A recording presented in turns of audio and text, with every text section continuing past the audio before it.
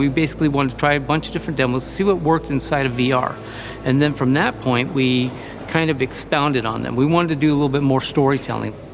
When we add any gameplay element, we start thinking, is this VR-centric? Is this something that would make the player go, oh my God, this is new? And a child lost is always something that kind of touches us inside, but imagine this in a planet full of dinosaurs.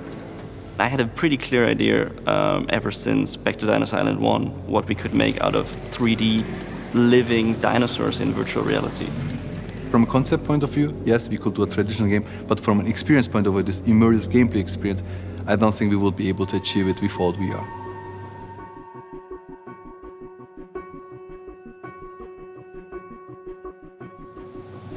If you think about it, it ticks off all the boxes.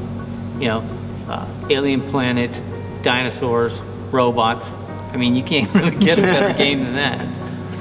It started out with us being inquisitive about a new medium, which was VR, and in this process we established some demos, and from these demos out came a very, very interesting story, and it moved us down a path where we were able to deliver something really amazing.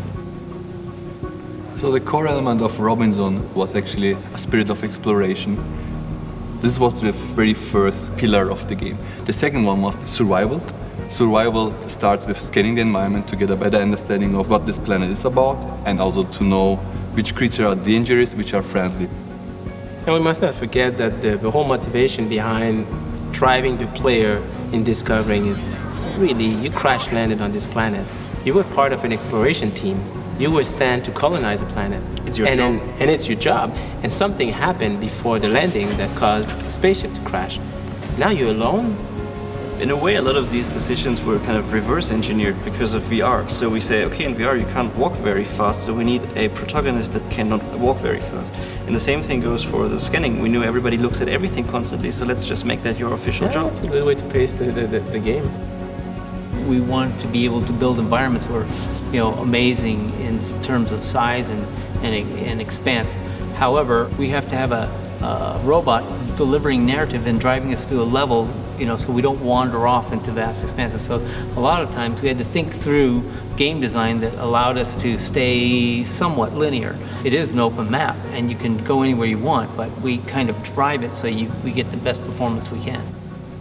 Still, there is a lot of things to learn even for the users of VR.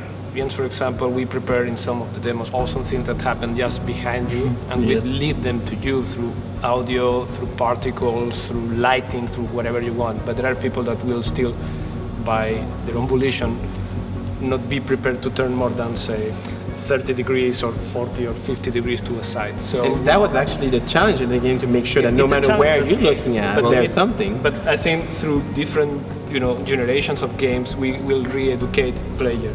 Imagine what it is to sneak, like you would sneak like in Jurassic Park behind the kitchen. Remember that sequence? But imagine that in VR now, where you're actually the one leading the camera.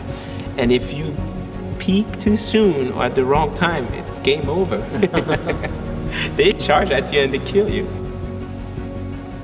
Like I said earlier, it kind of ticks off those boxes. I said it jokingly, but in all reality, sci-fi is one of my favorite things, as well as dinosaurs and as well as, survival journey type of adventures. I think all these things, provided the opportunity to build, what I think is one of the most awesome experiences I've seen in a game to date.